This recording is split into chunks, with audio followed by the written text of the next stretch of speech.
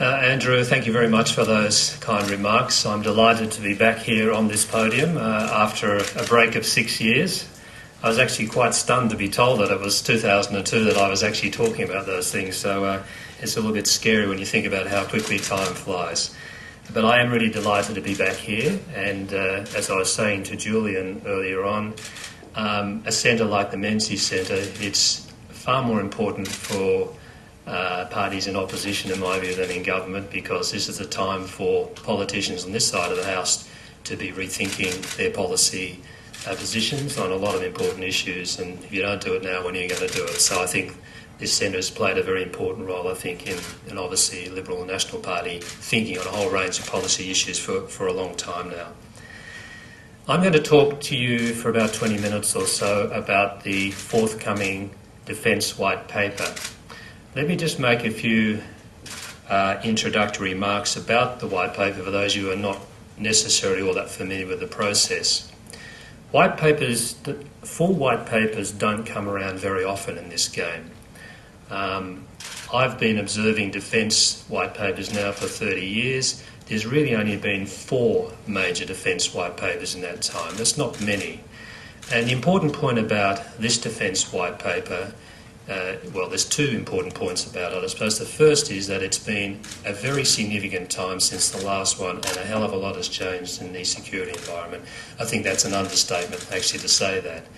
And secondly, this White Paper will be accompanied by a capability review. So it's not only an assessment about the way in which Australia's security environment has changed, but we're also trying to answer the so what bit. What does that mean for our Defence Force? How it's structured, how we use it, what it actually does. And that's going to be very much this Defence White Paper.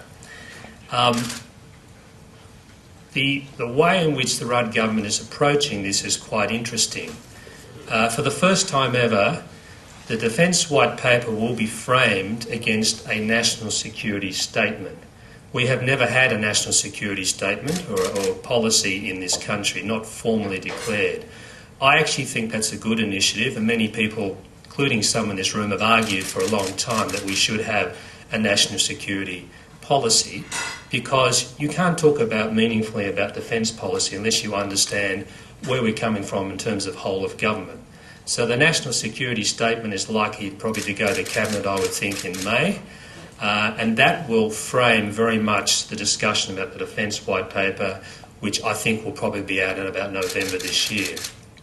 So that's very important. So you would hope that they'd be linked sequentially, that the National Security Statement sets the big picture, defines what Australia is, what we stand for, how we see we're going to protect ourselves in the world. We'll talk about everything from trade right through to domestic security. But the Defence White Paper is a sectoral paper. It's about Defence's role in the broader national security mosaic. So it's very important to take that on board. The Defence White Paper, I suppose the best way to characterise it is a roadmap for the department to help it determine its priorities. Very importantly, its allocation of money. It's a very big budget, $22 billion. And it's also about the declaratory policy of a particular government, and the Rudd government, like every other government, will want to put its imprimatur on this Defence White Paper as its prerogative right to do so.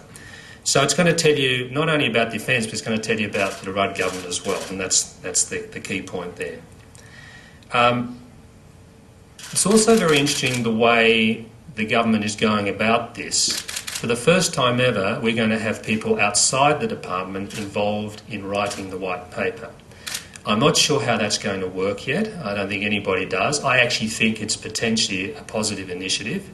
What you're going to have is a Defence White Paper writing team led by a Deputy Secretary in the Department of Defence. So that will give Defence ownership of the product, and I think that's right.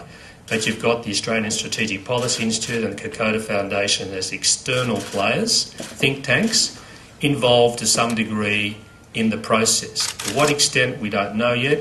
What the result will be, we don't know. Will it be a superior product? We have to suspend judgment about that. But it's a very interesting process, so it is quite different the way they're going about it. Okay, let me just say a few things about the purposes of the White Paper and the audience for it.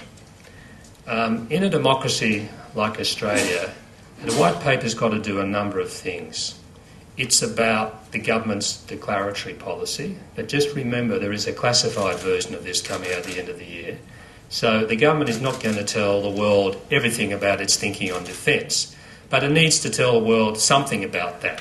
Why we got a defence department and a defence force, what we're trying to do with it. So that's the declaratory part of the white paper. But it also has an important deterrent role. We also want potential adversaries to read the white paper and recognise that Australia takes its defence seriously and we're going to do something about it if we're ever attacked, whether that's conventionally or by means of terrorism or whatever. So it has to strike the right balance between transparency and deterrence. And that's not an easy thing to do.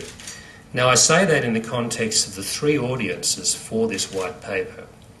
First of all, there's the domestic defence audience. The white paper, we talk about it as guidance, but unfortunately, it sometimes assumes the role of doctrine, rather like Moses' Ten Commandments. This is something that's unarguable, irrefutable, and doesn't change. Well, let me suggest that the Defence White Paper shouldn't be like that. It is a guidance document, but we have to be careful that it's not seen as hard doctrine that mustn't change once it's been written, okay? Intelligent people have to interpret this document, so we shouldn't make it something it's not intended to be. But it is nevertheless very important in terms of determining and shaping the priorities of the department. Policy terms in terms of its operations.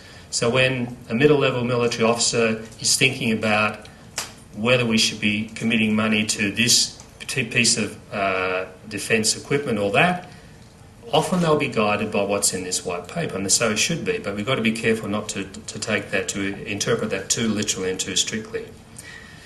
The second important audience, obviously, is the Australian public. Now, most Australians don't have a detailed knowledge of defence, but they're entitled to know what the government's doing with its $22 billion and to be reassured it's being spent wisely and the interests of all Australians. So that's the second audience for a white paper. And that's why it's important for any government to be able to distill what is often quite a complex document into language that ordinary people can understand. So that's the second audience. Now, we're usually reasonably good at doing that. It's the third audience that we often don't get right, which is the international audience. And remember, many other people are reading this document in trying to understand what our posture is, how serious we are about defence, who we see as our potential adversaries, or indeed whether we see anyone as adversaries, what's our view of the world. So this document has to be crafted in language that again strikes the right balance between, as I said, transparency, that is telling people a reasonable amount about what we're doing, and deterrence. And we've tended to neglect in the past a little bit about selling our defence policy, particularly in our own region, and to take on board some of the sensitivities that our regional neighbours will have when they look at this document. So the language has to be appropriate for the region as well as for an Australian audience. And again, that's not an easy thing to do. Final point I'd just make here is that I would like to see this white paper written in quite a different way. Less jargon, less use of labels, many of which contain much emotional baggage. A classic example is the Defence of Australia doctrine. When you use that in defence circles, it conjures up a whole range of positions and is associated with lots of people. So why don't we actually write this in plain English, jettison some of that baggage and tell people what it is this Defence White Paper is going to do. I think we would all benefit from that, so we can move away from some of these unhelpful debates such as whether we need to have expeditionary capabilities or whether we should be focusing on the defence of Australia. The answer is we need to do all of those things. So it's a false dichotomy to pose these as two conflicting positions. Any Australian Defence White Paper into the future is going to be talking about a defence force that has to be able to deploy beyond Australia's shores and often well beyond our shores. But clearly its priority has got to be defending Australia, and how you interpret that, of course, is the interesting thing. Okay, now what I want to do is just pick out 4 or 5 key changes in the strategic environment that I would hope the Defence White Paper picks up on, and then I'll just translate that into what I think it means for our defence posture and our capabilities. It's not easy to do this, obviously, in a few minutes, but I'll just try and pick the eyes out of this. The first point is that one of the most compelling changes in the strategic environment over the last probably 2 decades is the decline in the incidence of major interstate war. That is, those conventional wars that we were all familiar with during the 20th century. If you look at the statistics on this, it's pretty striking. So those sorts of conflicts have declined quite considerably, including in our region. I'll just give you a couple of examples. If you look at Southeast Asia, we have not had a major conflict, state-on-state conflict in this region for nearly 30 years. The last time was when China intervened in Vietnam and the Vietnamese went into Cambodia. That was almost 30 years ago.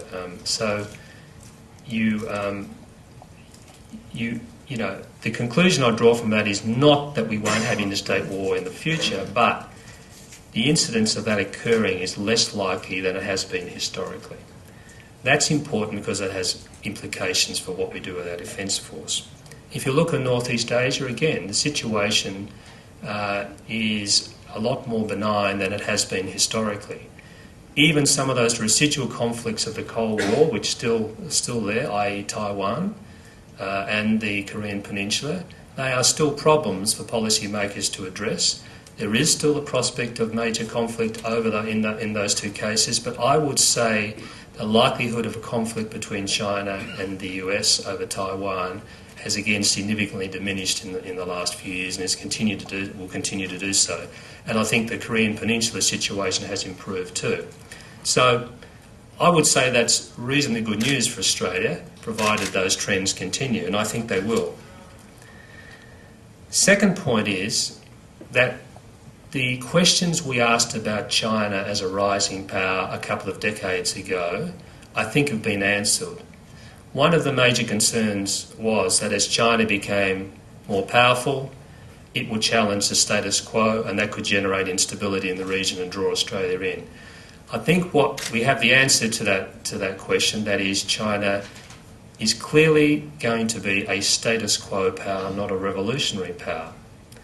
That doesn't mean to say there won't be tensions, because it will behave as great powers do. But it's not seeking to overturn the system. It's not seeking to challenge it in the way it did in the 50s and the 60s, for example. It is very much a paid-up member of the international community, however you look at it. So that's good news from Australia's point of view, because I think the prospect that's often held out of Chinese, of the PLA, for example, fomenting disturbances in this part of the world, I think are unlikely to occur in the foreseeable, in the time frame that I'm talking about anyway. Now, the third point I wanted to make is about the United States. It is quite fashionable every 2 decades or so to postulate the view that the US is in decline. I don't share that view. The latest manifestation of this argument centres around the fact that the US is stretched and exhausted, imperial overstretch in Iraq and other places. Look at the amount of money the US is spending on defence in Iraq and so on. It's a lot of money. But let me just put this in context for you. The US is spending about $500 billion on defence every year. And in addition to that's not including its expenditure in Iraq and Afghanistan. That totals about 4.5% of GDP for the US, for the United States. That's a lot of money, but as a percentage of GDP, it's not that great when you compare it with the last 50 years. The US under Reagan, when it was at peace, was spending about 6% of GDP on defence, and during the Vietnam War, about 11%. So I do not see how you can sustain the argument that the US is exhausting itself or suffering from imperial overstretch. I think that it will bounce back. It has an enormously resilient economy, and by every indice that I think is relevant to great power status, the US is a leading player. You're normally ranked 1 or 2. So my forecast is that the US is going to be around as the preeminent power for a long time to come. Okay, now, That's probably the good news. The bad news is that the security environment is quite challenging nevertheless for other reasons. The first and obvious reason, of course, is the rise in transnational terrorism. I'll make a few quick points about this. I think the terrorist challenge, the fundamentalist challenge, the jihadist challenge, whatever term you want to use, that we are seeing is greatly underestimated in Australia. We're not talking about a few dissidents letting off the occasional bomb, causing localised disturbances of the kind that we saw during the 60s and 70s and 80s. We're talking about an organisation and associated organisations, including in this region, which has the capacity for strategic reach. It is in the process of destabilising a number of countries in the region, as we know, including in Iraq and Afghanistan. It has a high degree of lethality, whether you're talking about the way in which suicide bombers are used, right through to the capacity of these groups to obtain nuclear, biological and chemical weapons. I've talked to a lot of people in the US who follow these things more closely than I do and ask the question, what do you think really is the probability of an Al-Qaeda type organisation acquiring nuclear weapons? And the responses I usually get are more than 50%. So you have to take this very seriously. So in a sense, while the nuclear threat from other states has diminished because of the end of the Cold War, the actual likelihood of nuclear weapons being used in the future has gone up, because if Al-Qaeda ever gets hold of a nuclear device, you can rest assured it will use it. The Soviet Union, the old Soviet Union and many other major states have lots of nuclear weapons, but there are a whole lot of reasons why they're going to be extremely reluctant to use those, and that's why we've had a degree of nuclear strategic stability for the last 50 or 60 years. So these organised terrorist groups have their capacity to deliver their own campaigns of shock and awe, and they're already doing that, but in different ways. Now, I'm of the view that this represents a strategic threat, not only to Australia, but to Western interests more broadly. And a lot of these terrorist groups are morphing into insurgencies. And there's a difference between a terrorist group and an insurgent group. Insurgent groups are starting to organise and fight like militaries, but in irregular ways. And if you look at what's happening in Iraq, that is the case there, as it is in Afghanistan. So these are going to be the wars of the future that are going to engage Australia. I'm not saying we are not going to be involved in conventional wars in the future. We may be, and we have to have the capacity to deal with that.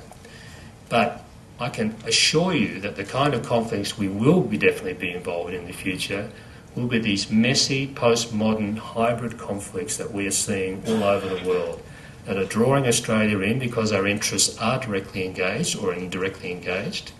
And they are a different kind of conflict, and they do have enormous implications for our force structure. The final couple of points I'd like to make on this, on the way in which the strategic environment is changing, is that the point I made before about the increasing lethality of weapons, even in the hands of individuals, has gone up enormously. When I started off in this business a long time ago, the people who could really project military power, who had a monopoly over military power, were nation states. But increasingly we're seeing non-state actors acquiring very lethal capabilities and very high-tech capabilities. And again, you only have to pick up the newspapers to see what I'm talking about. So this trend towards increasingly lethal weapons in the hands of individuals and small organisations is going to increase. You only need a couple of guys with an RPG to take out a main battle tank these days. That would have been an unheard of capability 20, 30 years ago. And I've talked already about nuclear, biological and chemical weapons. So WMD, weapons of mass destruction, the proliferation of weapons of mass destruction, is going to continue to be a major problem, but the threat is not only from states, it's increasingly from non-state actors. They are the other new players on the chessboard, if you like, of international security. The final point I want to make here is that there are a whole lot of other, what I call transnational forces out there that have got nothing to do with nation states or their capacity to project power or about competition between states. These are forces which were once not seen as security issues but are now in the security space. The sorts of things I'm talking about are piracy, illegal fishing, drug trafficking, the threat of pandemics, climate change. All these issues now have a security and foreign policy dimension of a kind that we wouldn't have conceived of 20 years ago. Now, these things have major importance for national security policy, but they also have relevance for defence policy, because our defence forces are being required to devote some capacities to dealing with these challenges for one degree or another. So the big arguments in the future will be about prioritising the resources of the Defence Force and making sure that we get the balance right in terms of what they're being required to do. Right, let's just... I want to finish up by just talking about some of the key implications for force structure and capability of the Australian Defence Force. The first point is that one should acknowledge the major contribution of the Howard government in actually restoring much needed capabilities of the ADF. I know there are some people here who are probably privy to these discussions, but when the Howard cabinet looked at the situation in 1999, when we were about to deploy to East Timor, which is just across the water, as you all know, it was pretty shocked, I think, to see what little capability we had to deploy even a small force with our own assets and sustain them and protect them in East Timor. We simply did not have the capacity to do that well. We managed to cobble together a force to make it work, but I think that was the catalyst for a major review of what we should be able to do with our Defence Force. And it's credit to the Howard government that they actually increased defence spending very substantially and sustained that to actually really improve our capabilities over the last decade. So I think that acknowledgement should be made. Now, what is it we want our Australian Defence Force to do? The first point is we need to be able to deploy the ADF at some distance from Australia. There's been a big argument going on, as some of you will know, over the last 10 years about defence of Australia versus capacity to deploy further afield. As I said earlier on, this is really a straw man. It is a false debate. You need to do both, but we certainly do need to be able to take our defence forces and deploy them where they're needed.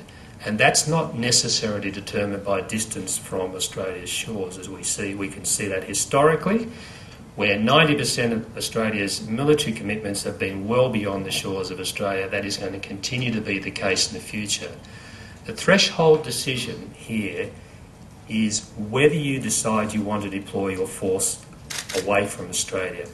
If you're going to do that, the forces you need for East Timor are essentially the same as you need for Afghanistan or Iraq. That's a very important point, and people tend to forget that. So the second point that stems from that is that, in my view, importance trumps proximity every time as a force structure determinant. Okay? We all know that things that happen in our near neighbourhood are going to be important for Australia because of proximity, but that is not the only thing that should shape our decisions about the kind of defence force we want, because they have to deploy not only to the East Timors of this world, but also to Afghanistan and Iraq, and that will be the case in the future. So we need to think about a number of determinants for our future force structure, not just geography. Another important change is that the core business of the Defence Force has broadened substantially since the days when I was in it. When I joined the Army, we were all about fighting conventional wars with other armies that looked like us and fought like us and had essentially the same equipment. That's what we did. We didn't do anything else. Look at what the Defence Force does today. It has to do that stuff as well, but it has to fight different kinds of conflicts. It has to do peacekeeping. It has to do stabilisation missions. It has to do emergency relief. It's involved sometimes in combating illegal fishing. Even even illegal migrants, as we know during the Howard government. So it is being asked to do multiple tasks. So you cannot actually just argue that the only thing that matters when we're deciding what kind of defence force we want is the need to fight a defence force or a military force that looks like our own. That's patently not the case. And so this expansion of core business is one of the big challenges for the Defence Force in the future. How do you prioritise in terms of your resources? What does it mean for your doctrine? What does it mean for your training? What does it mean for the values that you represent? What does it mean for recruitment? It actually has quite significant implications. I often make this point, but I'd like to make it again. If you want to have an effective military strategy, you need not only to win the wars, you need to win the peace. And if you have to choose between the two, you want to win the peace. Okay, so these shibboleths about that I used to utter myself many years ago about winning the war, it's not as simple as that. And Iraq is a classic example of why it's not easy. President Bush declared the war over, I think, within 6 weeks of the US, of the coalition forces going in. But we all know now, with the benefit of hindsight, that was the beginning of the conflict. So how do you define victory and defeat in military terms in the world of the 21st century? Well, in my view, it's going to be very difficult to win decisive military victories. It is all about building the peace in countries that are torn by war, and you need different skill sets to do that than the ones that I certainly had 30 years ago. You know, your defence forces need to be peacekeepers, they need to be able to be nation builders, they need to be all those things as well. And the same people have to do multiple tasks. You can't just roll and take off the offence and bring in the defence, okay? The one team has to do both. So if you're spending all your time and all your capabilities on conventional military fighting and then you think that's the core task of the Defence Force, then what happens if you have to do these other tasks? Now, a lot of my colleagues who disagree with me on this say, well, no, that's not the case. If you train for war, that force is naturally adapted to peace. Well, that sounds very cute, but I'm sorry, I beg to differ. If you're running any kind of organisation, whether it's business, whatever, okay, you cannot tell me that you're going to put all your resources into a task you're going to do far less frequently than other tasks. You're going to actually put most of your resources and your time and training in things you do day to day, week on, week out. And that's the way it should be. You will always have reserve capacities, and we need to have that. But if we are fighting these messy postmodern conflicts, well, why don't we actually start structuring for that? What does that actually mean? Okay, final point I want to make, and I'll finish on this note, is money. It's all very well to talk about these things, but if you don't have a budget, you can't do it, right? Now, I come back to the point I made before. I said I give a lot of credit to the Howard government for sustained increases of defence spending, 3% a year for now, the best part of a decade. That has helped get the Defence Force back into shape. It is the most capable Defence Force I have ever seen Australia deploy, and I go out there a lot and talk to people and see what they're doing. So there's a lot of good news there. But the problem for the Rudd government is this, that even though it's committed to continuing 3% increases, real increases to 2016, that is not enough money to buy all the equipment that's on the books we need to buy, we want to buy, nor is it enough money to recruit the people we need to do these core business. So something has to give.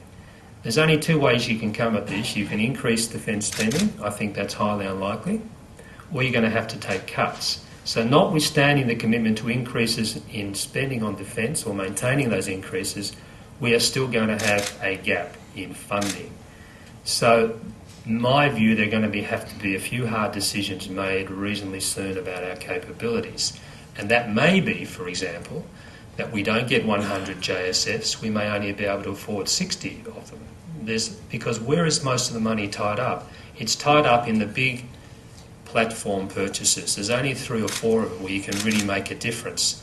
You don't want to be cutting 10, 15% across the board. That's death by 1,000 cuts. You need to make some strategic decisions about the big programs that take up most of the money. And that's a decision that the Rudd government's going to have to make reasonably soon, in my view. I'll leave it there. Thank you very much.